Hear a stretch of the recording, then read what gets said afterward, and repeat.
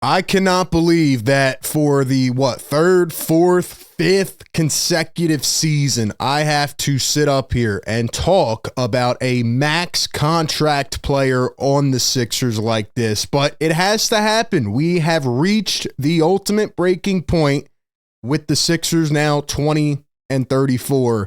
But last night was an absolute slap in the face to the entire fan base yet again. So we'll get into it. Welcome in Philly Take with RB.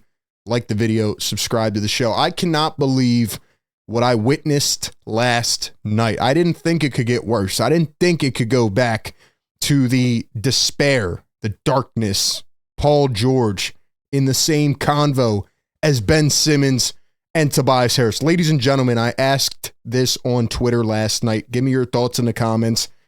Is the Paul George contract worse than the Tobias Harris contract? Because, look, I can sit up here and take the injuries and take the fact that the Sixers are the most cursed franchise ever when it comes to injuries. But what I cannot accept is the level of ineptitude and the level of just not caring about your presence on the floor. And you can go back and look at the box score last night. The Sixers have now lost, 5 in a row? Right, the games that they've lost, to the Raptors a couple nights ago without RJ Barrett, Jakob Poeltl, and Brandon Ingram, and last night to the tanking Nets, and before that to the Bucks without Giannis, and the Pistons without their entire anchor in Cade Cunningham. But last night was the final nail in the coffin, and it also signaled that the Sixers are not going to be able to just slide through with what Daryl Morey and Joshua Harris have been lying about. They sat up there and said, if you want to squint, maybe this team can win a championship. Well, you got to squint real hard. What we witnessed last night was a level of, I don't really give a crap how it looks or what I do. Paul George dropped 2 points in 37 minutes in a game without Tyrese Maxey and Joel Embiid. 0 for 5 from beyond the arc. And I just can't even believe it. A couple nights ago, after that pitiful Raptors loss, which I said at the time was the worst of the season, Paul George came out and said this, quote, "I'd be lying if I said I thought I came in and I thought this would be an easy process. It has been challenging." And that was about playing around Joel Embiid. So Paul George plays like crap. I can't play around Joel Embiid. I'm learning. We're getting there. And then last summer when the Sixers signed him, this is what he said, quote, "This is the first time that I have played with an elite point guard and a big man all at once." So Paul George talked about the fit. It was supposed to be perfect. That's why the Sixers used all of their cap space to get you, and they tried to build another three-headed monster. And what Paul George has done this season is tell us over and over again that he does not care. Again, I can accept the injuries, but we all thought and we all knew that there would be times where Joel Embiid was out. Maybe times where Tyrese Maxey was out. Maybe times like last night where they both were out. And we expected Paul George as the third option to be able to come in here and take over a basketball game. I was joking last night. I said, I don't think he can give you 33. Maybe he'll give you 14. He should give you 25. He gave you 2 points in 37 minutes against G Leaguers. Are you kidding me? I mean, this is an all-time colossal failure. The Sixers continue to recycle these types of players and contracts. Yes, I was wrong. I didn't think he would drop off like this. I thought he could fit in. I thought once in a while he could have the ambition to take over a game. Are you kidding me? And here is what Paul George said after this performance last night as the Sixers lose to the tanking Nets. For you, I guess, what's your plan now going into the All-Star break to maybe kind of rest or heal? Yeah, just get my body. Tonight was tough. The past couple of weeks it's been tough on my body. Just growing, just been lingering. So this, time off should definitely help. I just tonight I didn't have no burst. It was bothering me, but I tried to be available. I didn't have no burst. I need time off. All the time off this season, right? Not playing back-to-backs early. I guess that didn't help you out. And I don't want to hear this, Paul George. Again, I'm not going to sit up here and say, oh, well, your pinky hurts this much. You can't play through it, or you can. or your groin or whatever. I know you've been banged up with injuries, and that's part of signing an aging star, right? But when you sit up there and you make excuses yet again, first it was the fit with Embiid. Now it's your body has been draining you. And you're telling me that you went out there and you suited up to play tonight. You were good enough to be cleared to play. If you are out there in between the lines, you have to do something. And you deferred. There was one point where I don't even know who it was, Zaire Williams or Tosan Avoma is guarding you, and you just simply dish it off for an Andre Drummond spot up three. That was the most embarrassing, pitiful performance I can ever think of.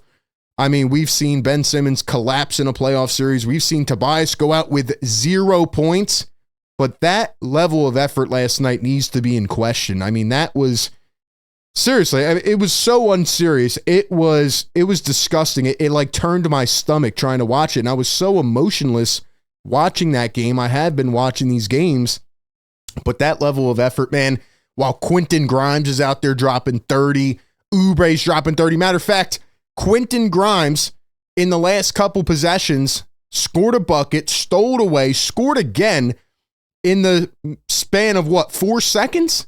Quentin Grimes had more points in the span of 3 to 4 seconds than Paul George had the entire game. Paul George says he's dealing with an extensor tendon injury in his left pinky. It's tough. The pain pretty much went down, but little things like ball handling, catching it, going left at moments. Like there's a couple plays tonight where it bobbled a bit because I got to essentially play like this all game. So it's frustrating, but it is what it is. Wow. Talk about full circle, right? Another Sixers player saying it is what it is. I can't do this anymore, man. I can't take it. Can we just blow it up? Can we rock with Tyrese Maxey and Jared McCain and a quick, young, fun team? Because right now, Paul George and Joel Embiid are sucking the fun out of this team. They won 5 out of 7 games. They had won 4 in a row. And Nick Nurse does not know how to coach the team anymore when those guys come back. I mean, you look at these players. If you look at the schedule, they were starting to build up momentum right here. And they go out and they bring Joel and PG back, and all the momentum goes out the window. Bona barely plays. Council doesn't play. Justin Edwards gets his minutes cut. All of the young, promising talent that could be built with in the future doesn't play. I really feel like Nick Nurse has just gone like bonkers. He just doesn't know what to do anymore. And he's trying to find the balance, but he's over there stressing on the sideline. Have you seen the guy? He looks like he aged 20 years. I mean, this is an all-time colossal failure. No, we have not really had the chance to see the potential of Joel, PG, and Maxey together, but what we have seen, all banged up whichever way, has looked absolutely disgusting. And the worst part about it is that, again, the contracts for the next 4 to 5 years. This is why Daryl Morey and Josh Harris are trying to sell us on a playoff push. But here's the thing. We're not stupid. We can see it with our own eyes. It is burning down so bad. Daryl Morey should have traded Paul George at the deadline if he had a chance. He needs to find a way to either ban these guys or just get them off the team. Because outside of that, you can start building with Maxey and Grimes, who's looked incredible, and McCain. But these contracts are going to hinder this team for a very long time. And what I saw from Paul George last night, it just spoke fraudulency.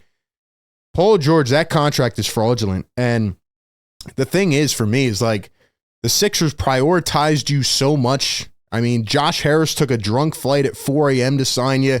Dr. J took his shoes off at your doorstep, looked you in the eyes and said, you're the missing piece. And again, I can understand if you go 1 for 20 in a game, but you went out there and did not try. That was the ultimate I don't care anymore moment. And you just spit in all of our faces, and we're used to it with Tobias and Ben. And here we are again. But now we're only in year 1 of this deal, which is unbelievable. And the excuses continue to fly. And it is just really dark right now. And I don't think it's going to get better until you part ways with those contracts. Now, the only good thing about it last night is that the Sixers lost to the Brooklyn Nets. They are now tied for the 6th worst record, which means they got approximately around a 50% chance based on the lottery if they want to get that top 6 and keep their pick. At this point, shut them down, but maybe they're not shutting them down because they actually play worse with Paul George on the floor, worse with Joel Embiid on the floor. The young guys might actually start to win games, so maybe that's why they're doing this. I don't know, but if the Sixers continue to lose, they're now 14 games under 500. It's been mentally draining. Maybe they get up to the top 6 and they can actually keep their pick in a generational draft, but there is no longer any hope for this trio. It has been an absolute disappointment. Think about everything that led up to this point. And at this point, the Eagles just won the Super Bowl. Why are Philly fans going to come watch the Sixers for the rest of the season? It is an embarrassment. And these guys need to be held accountable for the way they went out there and played. I mean, I have no words left. And the Paul George contract might actually be the worst in Sixers history. That's how bad it is. And they got to get off it as quick as they can. They have to find a way to get out of the Joel Embiid 5-year extension, next 5 years under contract, because it's not getting any better. It's not. And the quicker they realize that and the quicker they act on it, maybe things can get better. Those are my thoughts. Give me yours down below. How do you feel about this team right now? Voice off in the comments. Appreciate y'all for tapping in. Be sure to like, comment, subscribe, and I'll catch you on the next one. Peace.